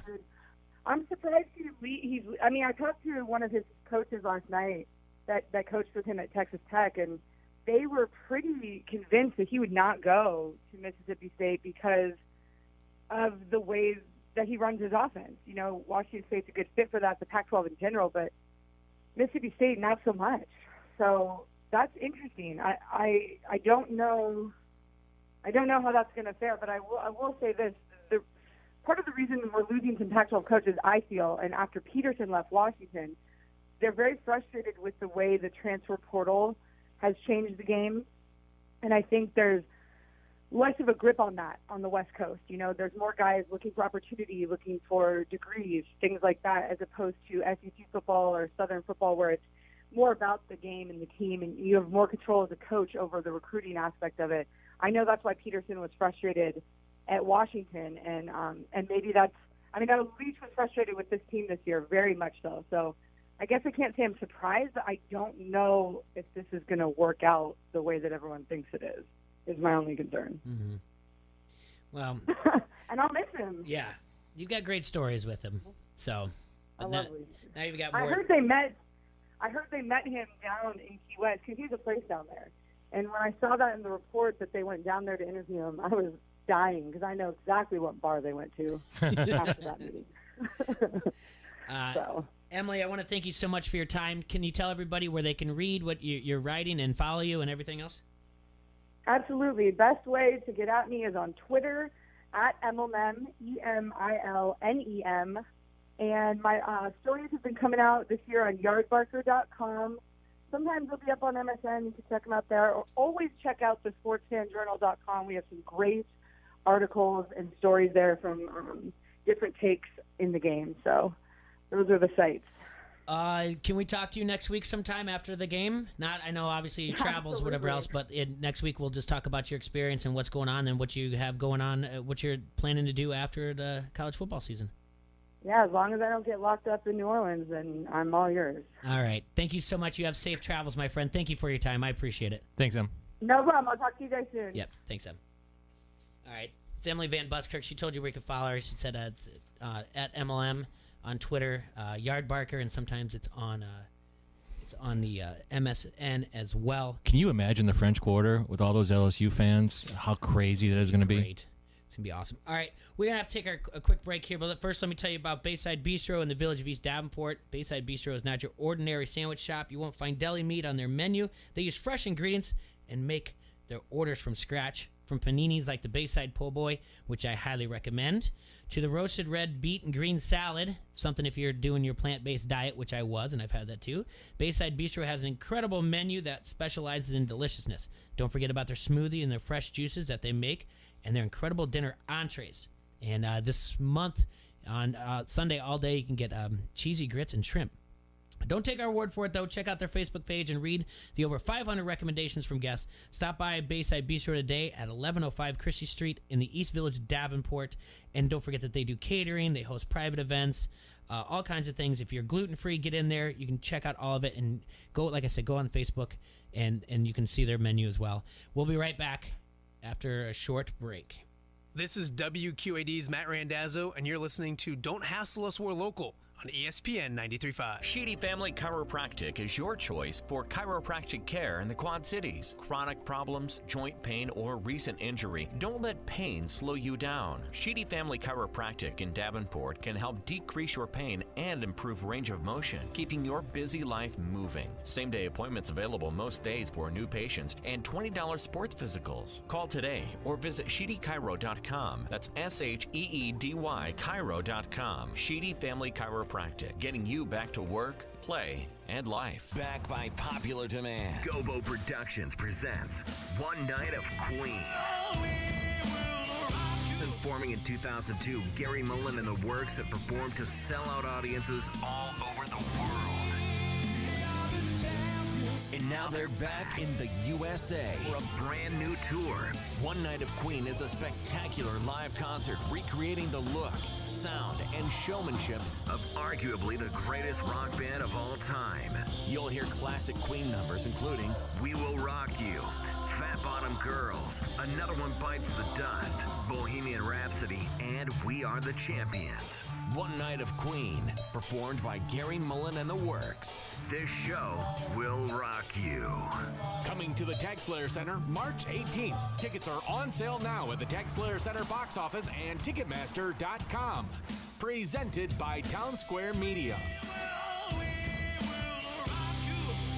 In an expo center, not so far, far away. The 37th Annual Rod and Custom Car Show. Friday, January 24th through Sunday the 26th. Thanks to Sean's Auto Service, not only will you see the best hot rods, custom cars, and vintage vehicles in the galaxy, but this year only, come see the Land Speeder from Star Wars in the Expo Center's North Hall. Get your 2020 Dwyer Michaels Classic Car Calendar signed by all the girls on Saturday 11 to 1. And catch Abernathy's space-themed Legacy Pinup Pageant Saturday at 3:30 with some out-of-this-world beauties. View over 100 exhibitors and vendors you will at the 2020 Rod and Custom Car Show. Tickets are available every day at the door for just $8. And Friday is Military Appreciation Day, sponsored by Sexton Ford. Free shuttle service available from the downtown Rock Island parking ramp and from the Mid-American lot all day Saturday. This is the Midwest premier car show you're looking for. January 24th through the 26th at the QCCA Expo Center in Rock Island. The 37th Annual Rod and Custom Car Show. Brought to you by Town Square Media. It's Putt Around time. Get your foursome together for the 15th Annual Big Brothers Big Sisters Putt Around. Over 20 custom-built holes transform the River Center into the most innovative mini golf course ever. Only $30 per person and great for any skill level. Register at puttaround.org before January 17th to be entered into a Quad City staycation giveaway. The 15th Annual Big Brothers Big Sister Putt Around, sponsored by Wells Fargo and the Quad City Area Realtors, January 29th through the 31st at the River Center in Davenport. Sign up today.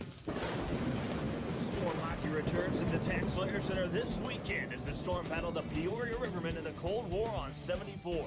Friday is 70s night, presented by QuadCities.com. So wear your disco gear, and the first 1,000 fans through the door get a free Storm pint glass presented by Crawford Company. And come back on Saturday for hashtag Quad City Strong Night, presented by Mid-America Basement and KWQC. Get your tickets for both games online right now at QuadCityStorm.com. From the Sheedy Family Chiropractic Studios, this is the Quad Cities sports leader, ESPN 1170 AM, KPOB, Davenport.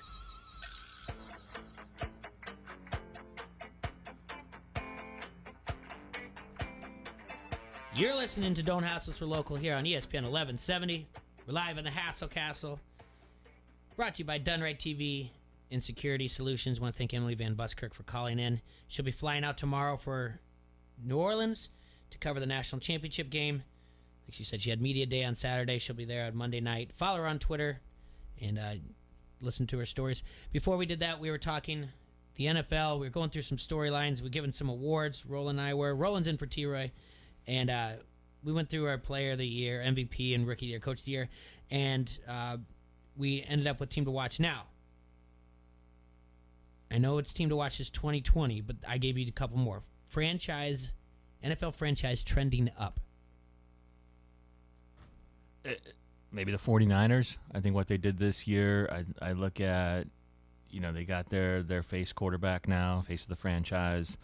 There's a huge tradition there, but there was this gap, right? There was this, how long was that gap? They had that 1 year, but really it'd been a while since they have been the dominant team, and maybe they're coming back to that. I think they have a nice base, and then they have the best tight end in the game, and in George Kittle. Yeah. They got to add to it. I think the defense, I think Bosa is a really nice addition, and he's going to continue to grow. I like what the Niners are doing.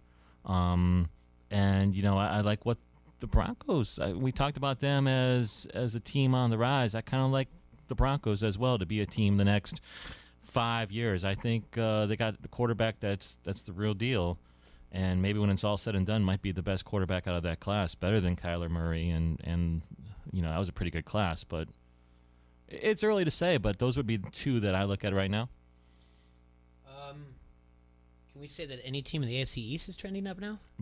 Any franchise besides the Patriots? I think Miami, what they did this year, because they didn't give up. They had every reason to, but even in games they were down. And I don't run it, but I'm in that NFL pool against the spread. So many times I went faded the Dolphins, and they would come back and backdoor cover. They just never. Mm-hmm. So I like what Miami's doing to a point, too. I think they have a lot of personality on that team, and the coaching staff there definitely has got things going, I think, in the right track. Jets, I don't know if I'm ever going to be sold on the Jets. Okay. Bobby Metcalf from the Quad City Times just joined us in studio. Bobby, Roland and I were just talking about, giving some postseason awards for the NFL. Real quick, just off the top of your head, your MVP of the season? Lamar Jackson. Okay. Rookie of the Year? Good question. That's good. I don't know. We had our nominees probably were Bosa, Kyler Murray, Jacobs. Probably Joey Bosa. Mm-hmm. Coach of the Year? Man, you're putting me on the spot here. I know. I should have sent this to you, and I apologize. McDermott? Okay. That's fair. We did Team of the Year. Probably we went Ravens. Or 49ers. Yep. Actually, no, Shanahan could be Coach of the Year, too. Okay. We talked about the overachieving team. Roland said the Packers. Oh, right? Absolutely. Yeah. Worst 2 seed I've seen. We can talk about that. And the underachieving team of the year. I think we had, kind of glossed over the Cowboys. Cowboys, Bears, Browns were the three I threw out. Mm-hmm. Cowboys and Bears for sure. Browns, you just feel like the Browns is browning it up. Just the Browns. We had team to watch in next year. What would be the next team to watch in 2020? The up and coming team. Cardinals. Maybe, and then now we're just right now at franchises that are trending up, that might have the pieces that are looking to put something together. I'm not saying anybody's going to put a 2-decade together run like the Patriots, but franchises that are trending up. Well, I know you guys said the Dolphins, but do you really trust Ryan Fitzpatrick or Josh Rosen at this point? No, but no.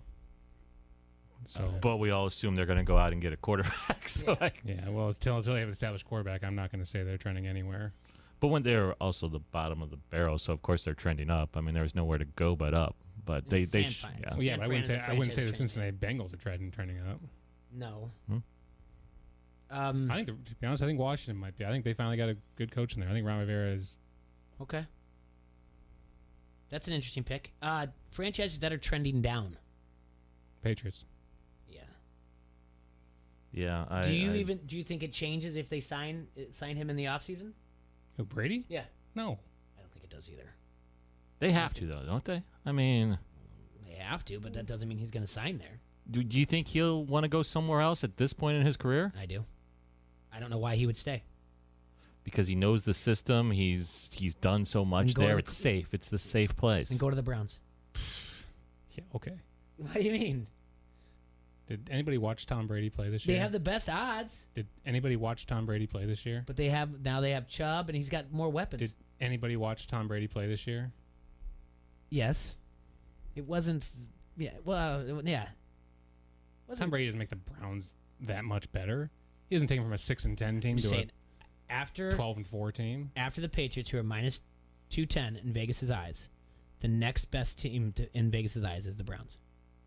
Okay. Plus 500, or was it plus 300 yesterday? And then that goes plus 600 after that. Teams. So. Yeah. I don't know. He could go to the Colts. He's staying with the Patriots. He could go to Tennessee. He's staying with the Patriots. Well, they're getting a Tannehill back, right? They don't have to. They're going to. They're not. You're not putting. He Tom needs Brady the Patriots, and Belichick needs him. They need each other. In New England. Right. You know how much being a lifetime Patriot would mean. He's staying in New England. Remember Joe Montana with the Chiefs? He's not Joe Montana. He's not Brett Favre'ing it. It's interesting.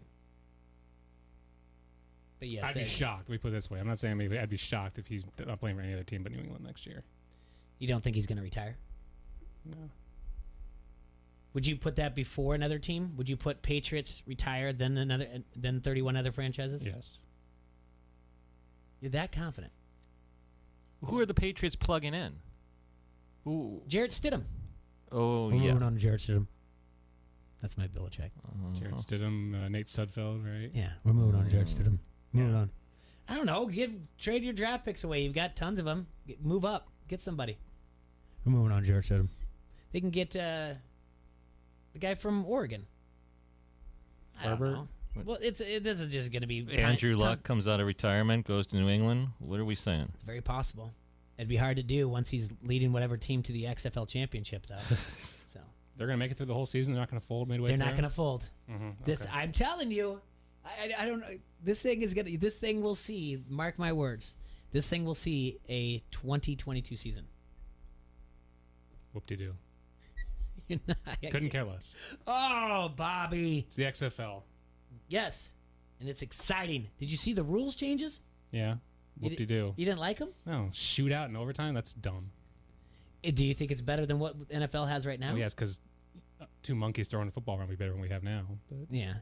But what do you think outside of the coin, what do you think the NFL should do for the overtime then? College rules. Half the 25? Put them at the 4 or 30, 40 or whatever, 35. Mm-hmm. College rules. The argument from the NFL is that we don't want to hurt our players. Okay. So just automatically make them go for 2 every time? Yeah, sure. I actually like that better. I'm fine with that. I am fine with that. The shootout is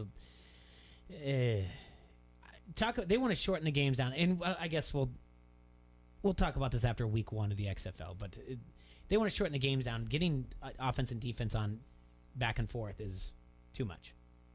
So there's other rules. I saw the one that was floated out there is that you, the coin toss or no, the visiting something like you get rid of the coin toss, but your visiting team. The home team gets to decide. Home team gets to decide, right? So that would change your strategy. Okay, if you know you're getting the ball coming in the overtime, do you play?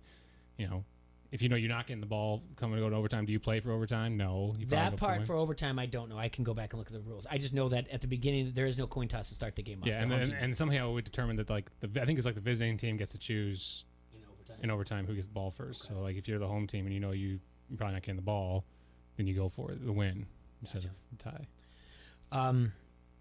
Is there, Roland, any big predictions for 2020 in any sports? Well, how about the Cubs finish below 500 this coming season? How about that? How would they finish 4th place? Okay. How about we just do that? This happened. I talked to Stocking on Friday. He said something similar, but his bold prediction was that David Ross gets fired in September. I could see that. I could see him only lasting 1 year. Actually, I'm sure. I think he's over his head on this one. That's not a bad bold prediction. Council just got signed to an extension in Milwaukee.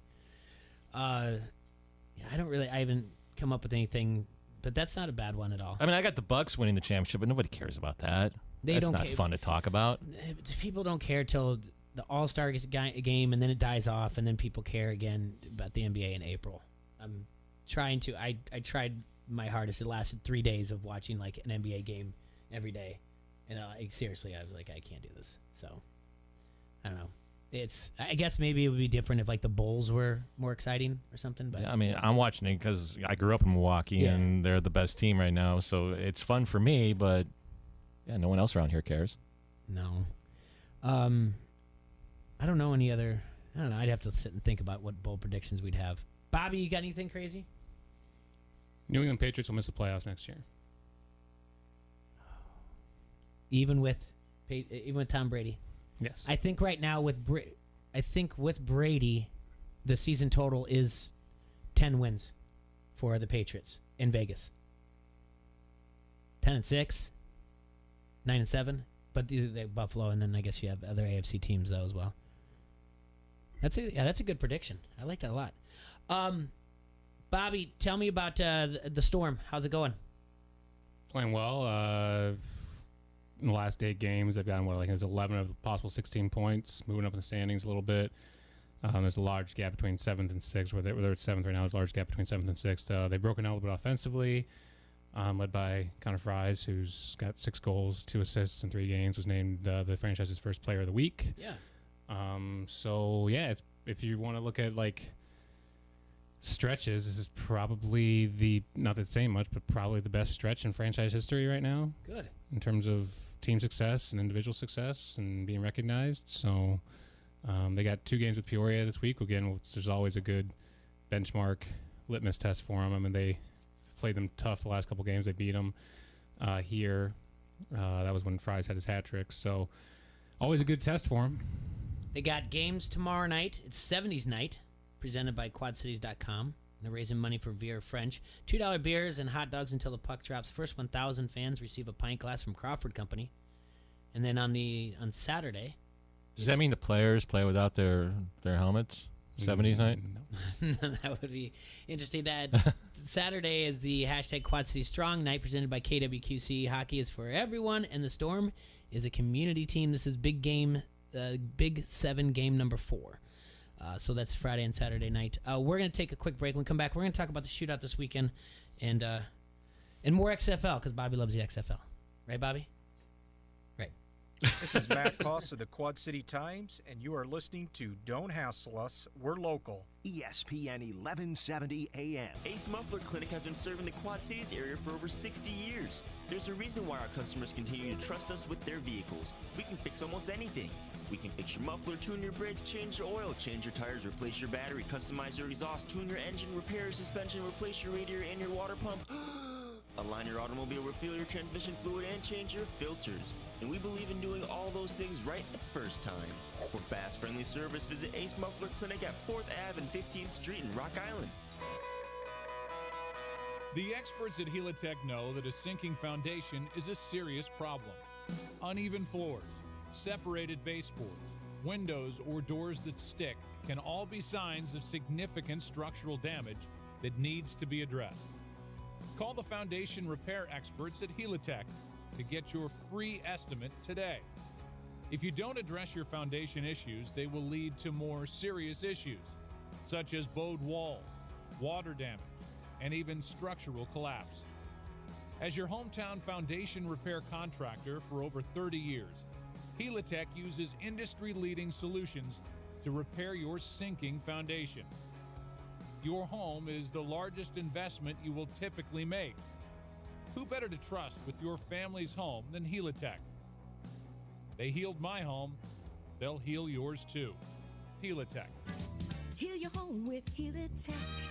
In an expo center, not so far, far away. The 37th Annual Rod and Custom Car Show. Friday, January 24th through Sunday the 26th. Thanks to Sean's Auto Service, not only will you see the best hot rods, custom cars, and vintage vehicles in the galaxy, but this year only. Come see the Land Speeder from Star Wars in the Expo Center's North Hall. Get your 2020 Dwyer Michaels Classic Car Calendar signed by all the girls on Saturday 11 to 1. And catch Abernathy's space-themed Legacy Pinup Pageant Saturday at 3:30 with some out-of-this-world beauties. View over 100 exhibitors and vendors, you will, at the 2020 Rod and Custom Car Show. Tickets are available every day at the door for just $8. And Friday is Military Appreciation Day, sponsored by Sexton Ford. Free shuttle service available from the downtown Rock Island parking ramp and from the Mid-American lot all day Saturday. This is the Midwest premier car show you're looking for. January 24th through the 26th at the QCCA Expo Center in Rock Island. The 37th Annual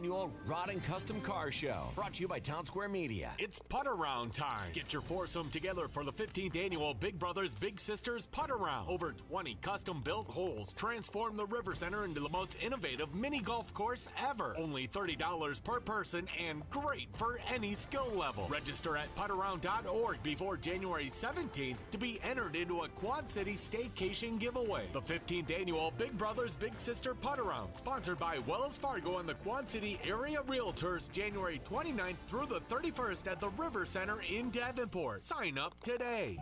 At a time of personal loss, we each express our feeling in our own way. Whelan Presley Funeral Homes and Crematory recognize that no one service is right for everyone. That's why we offer various options for the most appropriate service, the most fitting farewell, and personalized attention to detail. Whelan Presley Funeral Homes and Crematory, Rock Island, Milan, Reynolds, and the Knox Chapel. Not the same old song and dance. New and different every day. Don't hassle us. We're local. Noon till 2 on the Quad City Sports Leader, ESPN 1170 AM.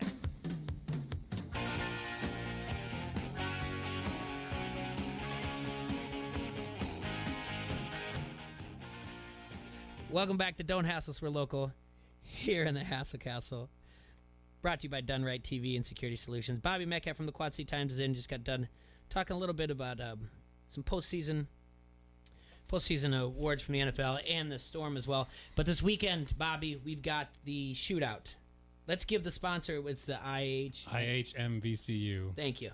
Shootout. And so, do you have a rundown of the games that's going to be played? Start off with Davenport West against Alleman, and then you have Davenport Central against PV against UT. Davenport Central takes on Anawan. Assumption takes on Sherrard. Then you have Bettendorf versus Rock Island, Moline versus Davenport North, and it wraps up with Geneseo at North Scott. West and Alleman tip off at 10 a.m. Do you have to go cover this? Not Yes. You have to. You get the pleasure of covering this. Yes. Yeah, all day? Yeah, I'll be there I'll be covering the even games. So PVUT, Assumption, Sherrard, and Moline North. Okay. And so in the marquee game is the Geneseo North Scott. All right. And where's this at? The Carver Center in Augustana. Same place they had the Yep. shootout for the boys. Yep.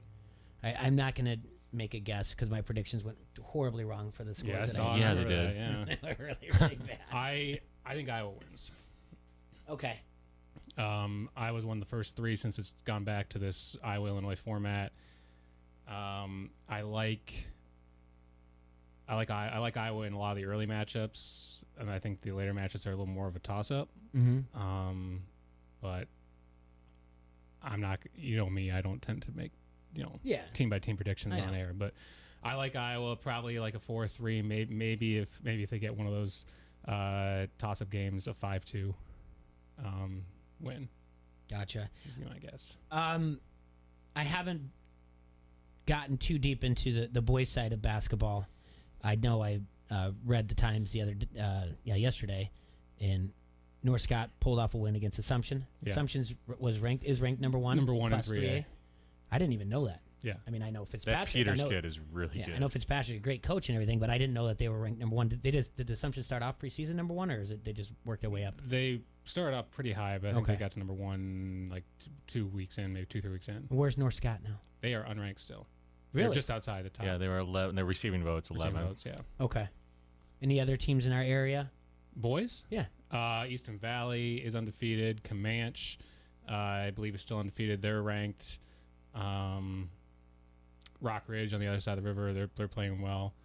And Davenport Central is obviously having a strong season as well. Geneseo? With Rivera, yeah. Okay. We're getting more and more. I mean, because obviously we just get done with the Christmas break, so now it's going to be coming hot and heavy with more games and everything else. And now we're going to clamp down more with MAC and Western Big Six action. So it's time to start getting used to know some of these teams. Tonight I'm going to head over to Bettendorf versus PV wrestling meet. It should be interesting. Assumption and Bettendorf, that's the one that I've got circled in the calendar when they wrestle. That's going to be fun. That freshman for Assumption, he seems like he's going to be real deal. I can't think of his name off the top of my head, but we had him on the air. He's Derek Bass. Yeah. He's he just knocked off the Happel kid from Lisbon, Tech Faldham actually, and he's known throughout the AAU and everything. He's a good kid. We had him and Travis Hodges on during break. They got another kid at 38, Michael Macias, who's wrestling really well, and then you got Seth Adrian also on that team. But they're really doing good things. It's reminiscent of probably like around 2013, 2014 when Assumption and Bettendorf were just hitting. They both went on to win state titles. Both won duels, and I think they're going in the same direction this way. So it's going to be fun, and I like it when Eastern Iowa. The wrestling is the hotbed because usually it's just the talk is more of the CIML when it comes to things, and because you have your Southeast Polks and whatnot. But Waverly Shell Rock up there, it always does well up in that area. So it's going to be a lot of fun. And the shootout's coming up as well, and then you have MAC tournament at the beginning of the month at Bettendorf. So there's a lot. Shootout's a great event. Mm-hmm. The Genesis one's really well done. So is this one since Gary Thrapp took it over. I mean, I always recommend people come out. It's entertaining.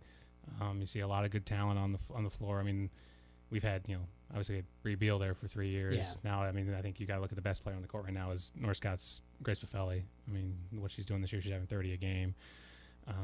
So that's in the marquee game. North Scott Geneseo, that should be a really good matchup. I mean, it's really this is. I know I said I was going to win, but I think this is kind of as evenly matched, I think, as we've seen for a while. Grace Buffelli's going to UNI, Northern Iowa. Yep. Any other Division I athletes playing in this? Nobody's that's committed. D1. There are a couple of I know who are getting some D1 looks, but nobody who's committed as of this point. You've got there's another girl on North Scott, Sydney Happel's going D2 to Quincy. But there's a lot of good talent. You've got Taylor Barber for Sherrard. She's a really nice player. Bella Sims for North. So there's a lot of talent up and down the board that you can see for the whole day.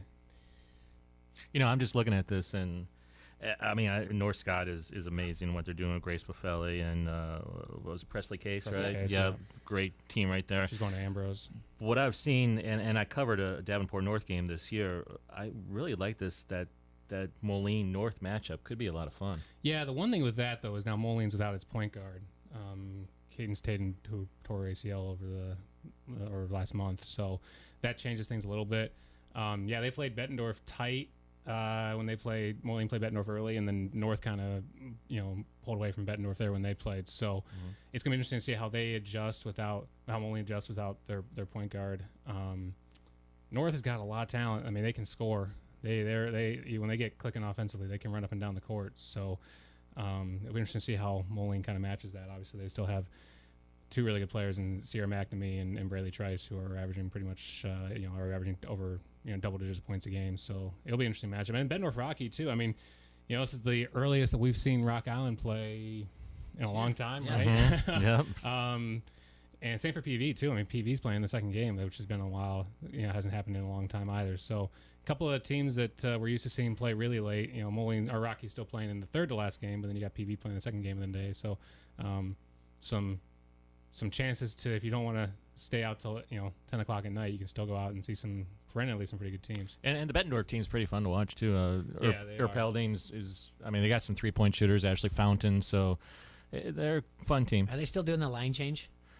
I only saw them the first couple games, and they were bringing 5 in at a time. I don't know if Brian Tritt's still doing I that. haven't seen him out of break. I know he was planning on doing that early. Like I said, I haven't seen them out of break. I would guess they probably did that against West on the other night, but we'll find out if they're still doing it here on Friday or Saturday.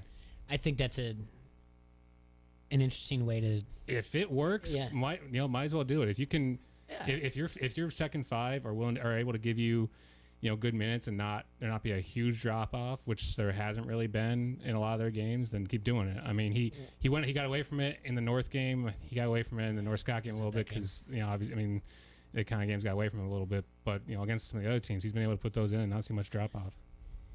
All right, from a coaching standpoint, and this has nothing to do with basketball because I don't know the X's and O's of basketball, but as the season goes on, by getting this many kids, this many minutes, and when a parent comes in and says, "Why isn't my kid?" you can kind of point to it, right? You can say that the minutes are there. They've all got the minutes. They all got the same amount of minutes. Here's why. Now this formula works. Do you understand what I'm saying? I mean, I know you guys don't want to go down that direction, but that's the way I look at it, where I'm like, this is a great audition for everybody. I think it's awesome. You can find the right recipe here. Yeah. By doing I don't think he's doing it to... I don't think he's doing it because of that. I'm saying you have that in your back pocket because no matter how perfect things are, there's going to be some parent that says, why isn't my kid doing it? I think it's just a great way to build depth. Okay. I mean, how many teams do we see have a great starting 5, but the second, a couple of players get into foul trouble, and all of a sudden, they're in trouble, because they don't have a bench. So I mean, he's a great way of building his bench. He may not do it as much, as we get into the, the postseason or down the stretch here. But if you can get some girls, 10 minutes a night, that's a lot of experience that they wouldn't be getting otherwise. And I talked to Coach Tritt about it, early in the year because I was like, you just don't see it very often. They practice together. They're, ones against twos. They're used to each other out there. And you also look at that second unit. They played together, last year, pretty much all of them on the sophomore team. So there's that, being familiar with who you're out on the court with. So, there's that as well. I mean, you talk to a lot of coaches at this point. I mean, Coach Case at North Scott, was saying the same sort of thing. Well, we've got our starting 5. We're trying to find that 6th, 7th, 8th, girl to come off that we can trust. And, a lot of teams are still trying to figure that out. And if you can say, 6 games in, all right, I've put my second 5 out there. I know what I've got in the second 5. I mean, that's an advantage that a lot of teams aren't going to have at this point. All right, what time does the shootout start again? 10 a.m. 10 a.m. It's over at the where? The Carver Center in Augustana. All right. $5 a person for all 7 games. $5 per person. I like these things because it's always fun. I mean, we're fortunate enough to have the Iowa-Illinois rivalry, and you get to put it on the basketball court. All right, so let's talk to you about the divisional games and the national championship game. All right, first we'll do the national championship game. Where's your head at? Oh wait, that's coming up. I think it's been 16 days. Yeah. LSU. Okay. Clemson shouldn't even be there, in my opinion. All right. I don't know. We had Emily on. She made some strong cases for him. But why don't you think they should be there? I mean, they proved it. Really? The scoop and score that got disallowed? All right. I guess in that sense. That's a touchdown that was just taken off the board. But still, I mean, they beat Ohio State, though. I understand your point there, but they're there. I think it's a stretch to say they shouldn't even be there. I don't think they're better than Ohio State. We agree, but LSU. But there's a case to be made for Clemson. I mean, they haven't lost. Trevor Lawrence hasn't lost. Yeah, and they've played who again? Alabama national championship. I'm talking this year. Yeah, I know. Virginia. Oh wow. They played Ohio State. Duke. Then they beat Duke. They did. They played Texas A&M. Oh, okay. I agree. I agree. It's LSU by 30. 30. Are you going to watch the game? Oh, maybe. Maybe. All right. Probably. All right. The divisional games. I know how you feel about the Packers. Yeah. They are anywhere between -4 and -5 against Seattle. Packers survive this. Or does Seattle come out in this game? Packers win. Packers win. Do they cover? Yes. Really? You think they're going to beat them by 6 or more? I think the Seahawks have offense is just in shambles right now. With how banged up they are. All right. Chiefs, Texans. Chiefs. All right. And but the Chiefs. What if I throw it that the Chiefs are -10? Texans. Okay. So it's going to be a closer game. You think? I'm trying to figure out where we're trying to figure out where the blowout's going to be. Okay. Vikings, 49ers. There's your blowout. Is it? That's what Rosso was saying. He's like, that's probably the one that's going to be the blowout. Although I'll tell you what, Vikings play like they did on last week. Yeah, last Sunday. I still can't believe that team got absolutely manhandled by the Bears in like week 3, week 4. I don't know what to make of it, but they had 49ers had a bye. Vikings are coming off. Rosso pointed out too. 6 day. They're on 6 days rest. Yeah.